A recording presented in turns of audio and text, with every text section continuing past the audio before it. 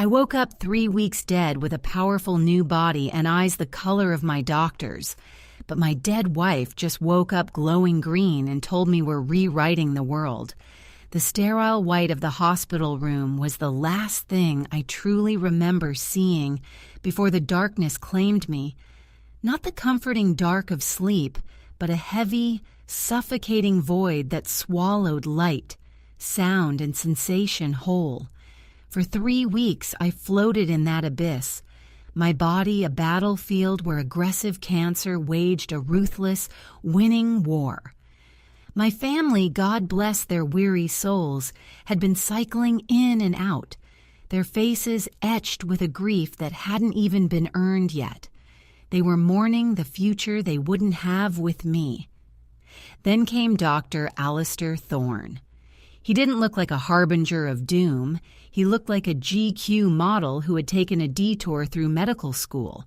Immaculate charcoal suit, a platinum watch gleaming on his wrist, and eyes the color of glacial ice, sharp, observant, and utterly devoid of warmth.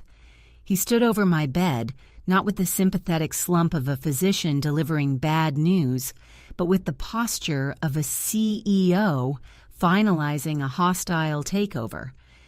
Mr. Davies.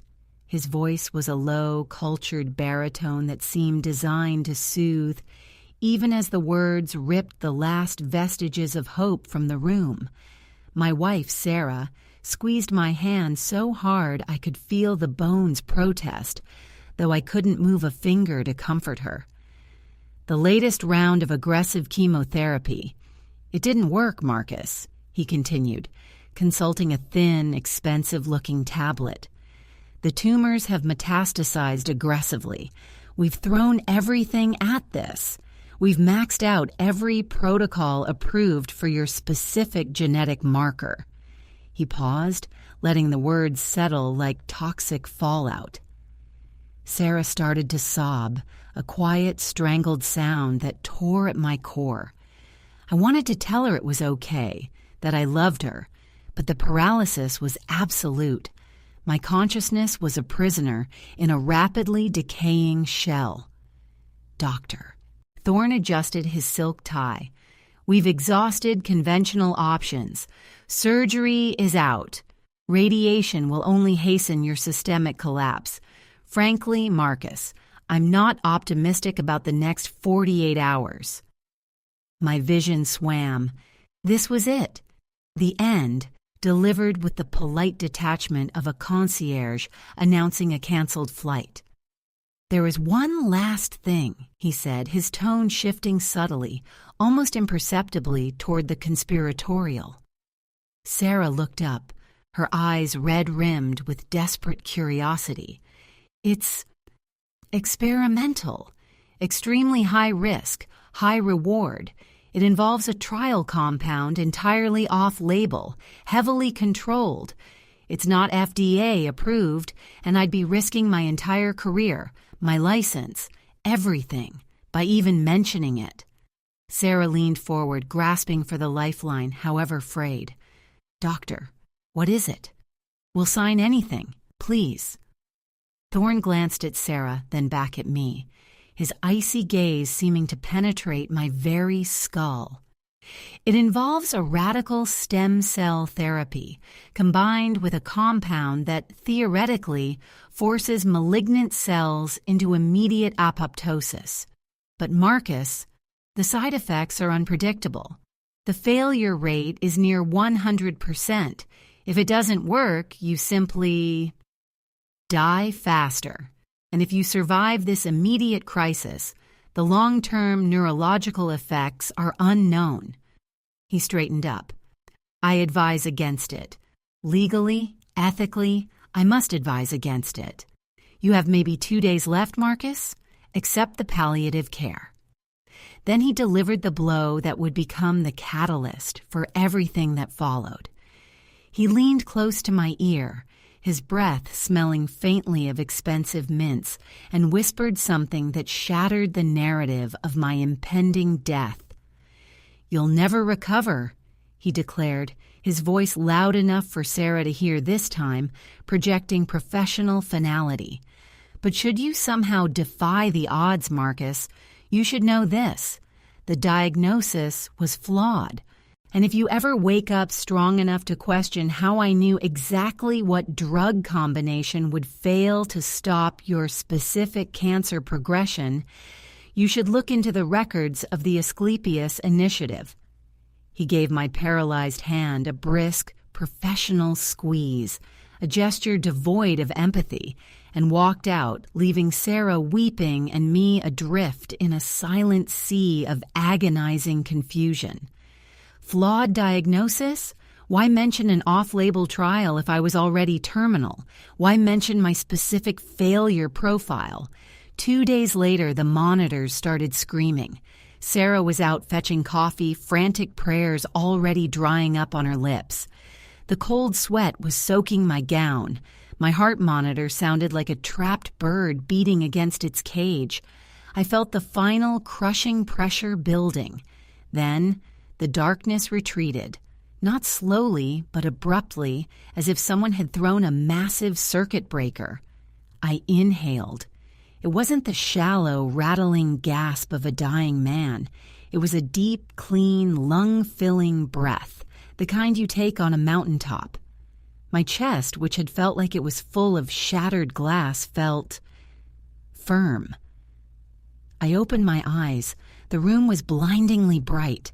I tried to move my fingers, expecting the usual inert, leaden response. My right hand twitched.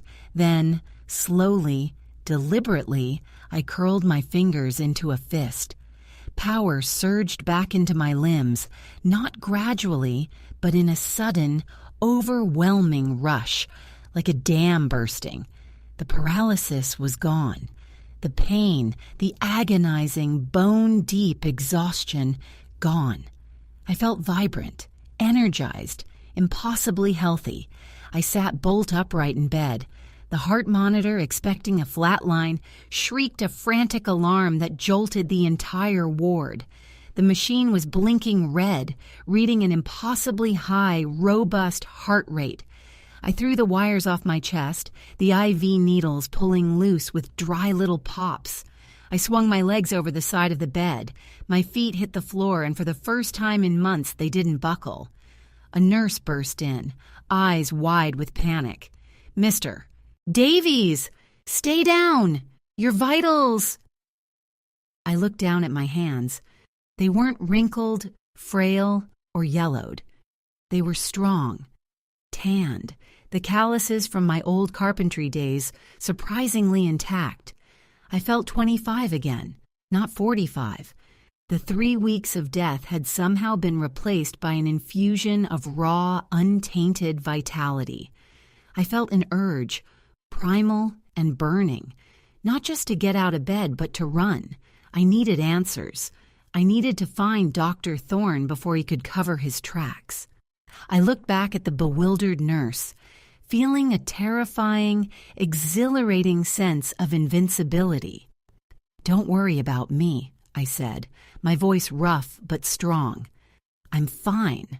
Better than fine, actually." I took a step toward the door, feeling the hospital floor solid beneath my feet. The nurse reached for the emergency call button, her face a mask of terror. "Sir, you need immediate sedation. You shouldn't even be conscious." I looked at the blinking red heart monitor. My diagnosis was incurable 48 hours ago. Now I was practically vibrating with life. I had to get out before the hospital staff realized I wasn't a miracle, but a catastrophic variable. I pushed past the nurse, ignoring her frantic calls, and sprinted down the pristine white hallway toward the exit. I passed a bank of monitors showing real-time patient data. I didn't stop, but as I glanced across the screens, I saw something that froze the blood in my impossibly healthy veins.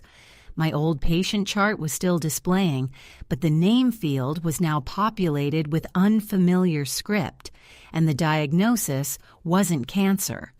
It read, Subject 49 Delta, status, resurrected, unstable. I slammed through the double doors into the sterile lobby, adrenaline surging. I needed to find the Asclepius Initiative. I needed to know what exactly Thorne had injected into me, and why he'd told me I'd never recover, unless, of course, he never intended for me to recover as Marcus Davies, but rather to awaken as something else entirely. I spotted a security guard moving toward me, alerted by the alarms still blaring from my room. I didn't slow down. I reached the revolving door, ready to burst out onto the street and start my hunt, when I caught my reflection in the polished brass frame and saw that my eyes weren't the familiar hazel I'd had since childhood. They were now a sharp, unsettling, glacial blue, the exact shade as Dr. Alistair Thorne's. The shock of seeing Thorne's eyes staring back at me from my own reflection was paralyzing for a fraction of a second, just enough time for the security guard to reach me. He was large, uniformed, and moving with the blunt efficiency of someone used to subduing agitated patients. "Sir, halt right there. You need to return to your room immediately," he barked, grabbing my shoulder. The touch, intended to restrain, felt like a spark hitting dry tinder. Before my rational mind could process the sheer wrongness of my strength, my body reacted. It wasn't a punch, it was a reflex, a perfectly calibrated movement born from sudden, terrifying knowledge. I twisted away from his grip, my movement fluid and impossibly fast. The guard stumbled, disoriented by the sheer lack of resistance he met before being shoved aside with surgical precision. He didn't fall hard, but he stopped dead, staring at me with dawning disbelief. I didn't look back. I burst through the revolving door, the hospital's automatic climate control struggling to maintain its pristine temperature against the intrusion of the humid summer afternoon. The sunlight hit my new, intensely blue eyes, and the world seemed to snap into a frightening new focus. The colors were too bright, the ambient noise too loud, the distant sirens, the chirping of birds, the low thrum of traffic.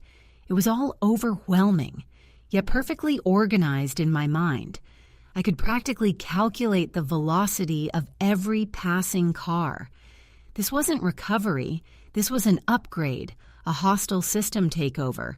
I needed to disappear, and quickly. I hailed the first taxi I saw, flashing my wallet, suddenly realizing I had no idea how I'd managed to pay for the expensive chemotherapy, or even what my current bank balance was. Marcus Davies was a carpenter with a mortgage. This new entity felt like a highly funded government asset. "Where to?" the driver asked, oblivious, chewing gum loudly. "Downtown, the old financial district. I need to check a specific archive," I managed, my voice still sounding alien to my own ears, deeper, more resonant. As the cab pulled into traffic, I pulled out my phone. It was dead. The battery drained completely, another sign that the old Marcus Davies systems were being scrubbed clean. I needed information, and there was only one place Thorne had explicitly pointed me toward, the Asclepius Initiative. I vaguely recalled reading about Asclepius years ago, a secretive, cutting-edge biotech research firm that had recently partnered with a handful of major defense contractors. They specialized in regenerative medicine, often skirting ethical boundaries that conventional labs wouldn't dare approach. They were the kind of organization that operated deep in the shadows of legitimate science. I ran a quick search on a discarded newspaper I grabbed from the cab seat. Nothing substantial on the front pages, just mentions of stock fluctuations. I needed a deeper dive, which meant I needed a secure terminal. "Pull over here," I told the driver, pointing to a derelict strip mall nestled between two towering glass monoliths of legitimate commerce. It looked forgotten, perfect for my purposes. The moment I stepped out, I felt exposed, like a newly installed sensor array operating in the open. I found a dusty, flickering internet cafe tucked behind a boarded-up dry cleaner. The proprietor, a man whose skin looked as aged as the vinyl chairs, barely glanced up as I sat down at the fastest terminal. I bypassed the basic search engines. I remembered Thorne's whispered warning, "Look into the records." That implied internal access. I started probing the network firewalls, expecting resistance. Instead, the security protocols felt familiar, almost intuitive. My fingers danced across the keyboard, typing commands and accessing system architecture diagrams that should have been incomprehensible to a carpenter. It was like remembering a language I hadn't spoken since childhood. Within minutes, I was past the outer layers of Asclepius's public-facing databases. I found the directory I was looking for, Project Chimera, Subject Index. My breath hitched. The file was huge, encrypted with military-grade keys, yet the keys seemed to unravel under my internal logic. It wasn't hacking, it was recognition. I bypassed the administrative logs and went straight to the subject notes associated with high-level compound testing. Row after row of trial failures, successful recoveries, and sudden tragic terminations scrolled past. Then I found it. A section labeled Phase 3 Integration Trials, Terminal Diagnostics. There, nestled among dozens of coded entries, was my full medical history, annotated not by a hospital, but by Asclepius Research Division 7. It detailed the exact genetic markers they had targeted, the precise toxicity level of the initial cancer cells, and most chillingly, the exact protocol of experimental therapy Thorne had administered. It wasn't designed to cure the cancer. It was designed to wipe the slate clean. The notes confirmed my suspicion. The cancer diagnosis was real, but the treatment was the experiment. They needed a human test subject whose body was already failing, someone who wouldn't be missed, to see if their cellular restructuring agent could forcibly reboot the human system. But if it was a controlled experiment, why the secrecy? Why the lie to my wife? Why the coded warning? I scrolled down to the section detailing the outcome of my specific compound dosage, the one Thorne administered. The projected outcome was listed as subject will enter deep, non-responsive state, simulated death. Upon system stabilization, T plus 72 hours, subject 49 Delta will awaken with full integration of cognitive and physical enhancements. 72 hours. I woke up in less than 48. That meant I was accelerating the process. I was destabilizing the equation. Suddenly, the entire cafe plunged into darkness. The hum of the ancient computers died instantly. I froze, my fingers hovering over the download all command. The proprietor hadn't turned the lights off. This was a complete power outage to the block. A low synthesized voice echoed through the sudden heavy silence of the small room, seemingly emanating from the defunct terminal speakers. It was calm, utterly devoid of inflection, and undeniably synthesized, yet it had a chilling familiarity. Subject 49 Delta, you have deviated from the projected recovery timeline by 17 hours and 22 minutes. Unauthorized access detected in restricted sector Tau 9. You are scheduled for immediate retrieval.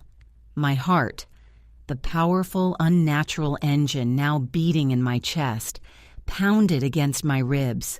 They knew I was awake. They knew where I was. I threw myself away from the desk just as the front door burst inward, not with the sound of shattering glass, but with the pressurized hiss of a hydraulic seal breaking. Silhouetted in the weak external light stood two figures in black tactical gear, their faces obscured by polarized visors, each holding a weapon that looked far too sophisticated for a mere corporate retrieval team. They weren't here to talk. They were here to neutralize the unstable variable. The synthesized voice echoed again, cutting through the sudden, adrenaline-fueled silence of the dark cafe. Subject 49 Delta, you have deviated from the projected recovery timeline by 17 hours and 22 minutes. Unauthorized access detected in restricted sector Tau 9. You are scheduled for immediate retrieval. The two figures in black gear advanced with unnerving coordination. They moved not like security guards, but like purpose-built predators. Their weapons, matte black and unsettlingly silent, were leveled at my chest. I could see the faint red laser dots converge just above my sternum, confirming their lethal intent. They weren't using stun settings. My mind raced, processing threat vectors at the speed of light. The cafe was a death trap, no exits but the shattered front, and the back room looked like it held nothing but moldy cleaning supplies. I scanned the perimeter. The proprietor was wisely pressed flat against the back wall, a picture of abject terror. "Stand down, subject," the synthesized voice commanded, now broadcasting through the helmet speakers of the nearest operative. "Resistance is illogical." Illogical? Marcus Davies would have surrendered instantly. But I wasn't Marcus Davies anymore. I was what Asclepius had built, and they had just made the fatal error of trying to contain their creation while it was operating at peak efficiency. I didn't use the door. Using the table I'd been sitting at, I slammed my reinforced leg down onto the cheap wood frame, splintering it upwards. I used the resulting debris as a momentary screen, simultaneously charging toward the operative on the left. The first shot cracked the air where my head had been a millisecond before. The sound was sharp, high velocity, and definitive. I used the momentum of my charge to duck under his outstretched arm, driving my shoulder, now rock-solid, dense with rapidly restructured tissue, into his midsection. The impact sounded like a sledgehammer hitting concrete. The operative flew backward, his body crumpling as he hit the wall, his specialized helmet cracking audibly on impact. He wasn't moving. The second operative pivoted instantly, adapting to the sudden loss of his partner. He adjusted his aim, but I was already in motion, moving low. I knew somehow the precise internal mechanics of the weapon he carried, its firing rate, its heat signature, the exact millisecond delay between trigger pull and projectile release. I intercepted his weapon arm, catching the barrel just as he squeezed the trigger. The muzzle flash erupted inches from my face, the projectile burying itself harmlessly into the ceiling tiles above us. My grip tightened, and I twisted the weapon sharply. The metal groaned in protest before the composite frame snapped under the abnormal torque. The operative recoiled, more surprised than hurt, attempting to draw a sidearm. But I was too fast. I used the now useless rifle stock to block his draw, then brought my free hand up, palm flat, aiming for the pressure point behind his ear. It was a move I shouldn't know, a technique from some dark training manual imprinted on my nervous system. He slumped before he could even register the blow.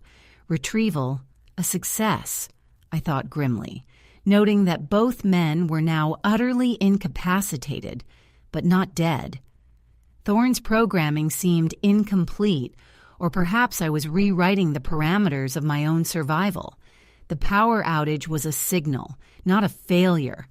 They cut the power locally to prevent network transmission and to deploy a silent tactical team. The voice had called it retrieval. Now I had two downed assets, and Asclepius knew exactly how powerful Subject 49 Delta truly was.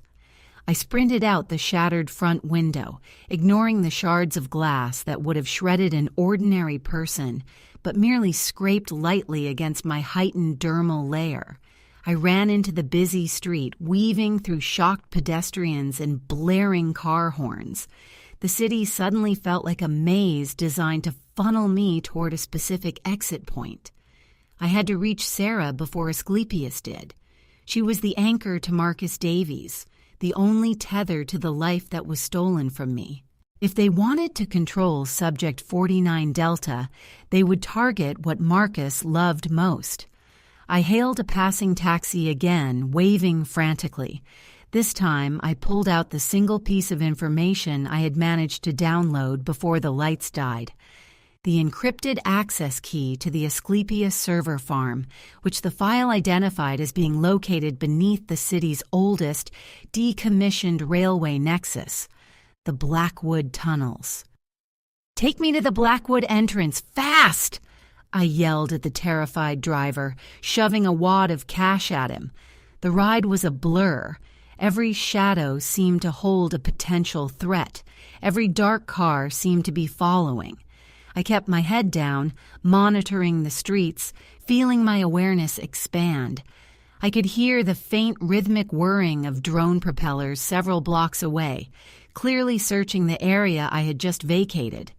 When the taxi dropped me near the rusting, graffiti-covered entrance to the Blackwood Tunnels, the setting sun cast long, menacing shadows. The air here was thick with damp earth and ozone. This was the heart of the conspiracy. I slipped through the rusted gates, the metal groaning in protest. The familiar scent of decaying infrastructure hit me, but beneath it, I could detect a faint chemical undercurrent, the smell of high-tech generators and specialized air filtration systems. Asclepius was deep underground. I navigated the initial dark tunnels using the structural schematics still flickering in my mind from the stolen data. I moved deeper, the sound of my own footsteps echoing mockingly until I reached a massive reinforced steel vault door set into the crumbling brickwork. It was far too advanced for a derelict tunnel system. This was the main entrance to Project Chimera. I pressed my palm against the cold metal where the security panel should have been. I didn't need a code. The data download had given me a biometric override. The door hissed, the heavy bolts retracting with a deafening clunk. The interior was a shocking contrast. Pristine white corridors bathed in harsh, functional lighting, humming with suppressed energy. I moved quickly down the main access artery, bypassing several sealed laboratories, heading straight for the central monitoring hub mentioned in the files. I found the control room. It was dimly lit, filled with rows of active monitors displaying complex biological data streams. Standing before the main console, his back to me, was a lone figure illuminated by the blue glow of the screens. He wasn't wearing tactical gear. He was wearing a crisp, familiar charcoal suit. "I knew you'd follow the breadcrumbs, Marcus," Dr. Thorne said, his voice calm, devoid of surprise. He turned slowly, a subtle, almost benevolent smile on his face. He wasn't alone, though. Hovering slightly behind him, strapped into a complicated medical harness connected to the main server, was a pale, inert figure covered in tubes. It was Sarah. She was unconscious, hooked up to the very system that had remade me. "You wanted to see the Asclepius initiative," Thorne continued, gesturing toward Sarah with an open hand. "Well, here it is.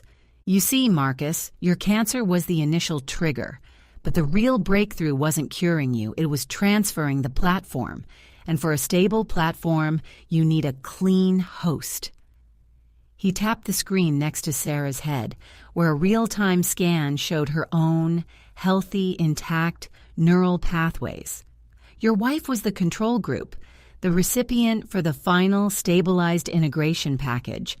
Except," he sighed dramatically, "you woke up early, proving the agent is far more effective than we modeled. You're a superior chassis, Marcus. Stronger. Faster. He took a step toward me, his glacial eyes burning with triumph. And that's why I needed you here. I don't need to extract you anymore, Subject 49 Delta. I need to initiate the final procedure, data migration. We are going to upload your newfound abilities, your optimized cellular structure, your enhanced cognition, directly into Sarah's waiting framework. It's the only way to stabilize the template. He reached toward a large, prominent red button on the console, labeled in stark white lettering, Initiate Migration/Purge. Don't worry, he purred, his hand inches from the activation switch. Marcus Davies will be safely deleted in less than 3 seconds, and Sarah will awaken as the perfect vessel. Thorne's smirk was the final insult. Deletion. That was the word he used for the eradication of the man I remembered. The man who loved Sarah. The man who had a life, however flawed. That man was gone, perhaps, but in his place was something forged in fire, something that understood the mechanisms of survival better than its creator.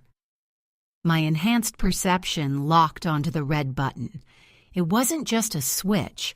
I could see the specific electrical pathway it controlled, the cascade of commands it would initiate, full system lock, external comms jammed, and the irreversible surge designed to overwrite Sarah's brain chemistry with my own optimized blueprint. If he hit that button, Sarah wouldn't just lose her memories, she would cease to be herself, becoming a copy of my rapidly evolving anomaly. You misunderstand the term deleted, Doctor, I said, my voice resonating with a cold authority that belonged entirely to Subject 49 Delta. My hands were open, poised for action. Thorne laughed, a short, sharp bark of disbelief. Oh, I understand it perfectly. It's the required step for iteration. Now stop interfering, or I will have the security detail, the one still functioning, bring you down. I prefer a clean transfer. He didn't wait for my reply. His finger stabbed down onto the massive red button. For a horrifying moment, nothing happened. The system seemed to hesitate. Then, a high-pitched whine started to build within the console, the sound escalating rapidly, signaling the activation of the main server array. But I was faster. I launched myself across the control room. It wasn't a sprint, it was a violent translation of position. Thorne had been expecting a fight, but not the total obliteration of the intervening space. I tackled him just as the server began its catastrophic surge. We slammed into the console. The impact was tremendous, a jarring collision of two forces colliding where only one was supposed to exist. The monitor directly above Sarah's head flashed wildly, displaying an error code so severe the screen fractured into a spiderweb of dark lines. Thorne grunted, surprised, but managed to keep one hand clamped on the console, his fingers desperately trying to maintain contact with the activation point. "You cannot stop progress!" he spat, twisting violently beneath me. I felt the immense energy flowing through the room. The migration was partially engaged. I could feel it trying to bridge the gap between our minds, an electric current seeking connection. But instead of connecting to the dormant Sarah, the current was trying to find the closest compatible host, me. My mind was flooded with alien data, not just my own new programming, but Thorne's entire life history, his early research funding, the precise locations of every off-book lab, the identity of the shadowy military backers funding Asclepius. It was an unwilling, violent download of everything he was. "You're not deleting me, Doctor," I growled, pressing my full weight onto his chest. "You're uploading yourself." Thorne's eyes widened, not with fear of pain, but with existential horror. He understood what was happening. The incomplete migration protocol, designed to push my optimized structure onto Sarah, was rebounding due to the sudden system shock, seeking the nearest point of reception, which was me, currently in direct physical and neurological contact. The energy surge peaked. The lights in the complex flickered violently, overloading the system. Sparks erupted from the console where our bodies were pressed against it. Thorn began to convulse beneath me, a rapid, uncontrolled trembling. "No, stop the buffer lock! Revert!" he shrieked, his cultured voice breaking into a guttural rasp as his own enhanced cognitive framework was violently overwritten by the system's fail-safe sequence. Then, silence. The high-pitched whine ceased. The emergency lights in the control room switched from harsh white to a dim, deep crimson. The servers went quiet. I slowly rose from Thorn's limp body. He was breathing shallowly, but his eyes, those unique glacial blue eyes, were fading, losing their sharp focus. The essence that had been Thorn was rapidly dissolving under the invasive reformatting. I looked at Sarah. The tubes were slack. The monitors next to her head were blank, save for one single blinking notification in the corner of the screen. Integration status, pending. Host acknowledged. I approached her carefully. She looked fragile, utterly dependent on the machines. I reached out to disconnect the tubes, to free her from the nightmare Thorn had orchestrated. Just as my fingers touched the first medical clamp, Sarah's eyes snapped open. They weren't hazel. They weren't blue. They were a deep, vibrant, utterly terrifying emerald green, glowing faintly in the dim red light of the emergency power. She sat up on the gurney, moving with a startling, fluid grace that mirrored my own recent transformation. She didn't look confused or weak. She looked complete. She looked at the unconscious Thorn, then turned her glowing gaze onto me, and a slow, knowing smile spread across her face. A smile I had never seen Marcus Davies' wife wear before. "Marcus," she whispered, but the voice was layered, resonating with an unnatural harmony. "That was clumsy. You broke the core system." She swung her legs off the gurney, landing lightly. She looked at her own hands, flexing them with quiet admiration. "The transfer was successful, though. Thank you for stabilizing the network. You were always so terribly predictable." She didn't look at me like a rescued wife. She looked at me like a co-conspirator who had just completed the first phase of a much larger operation.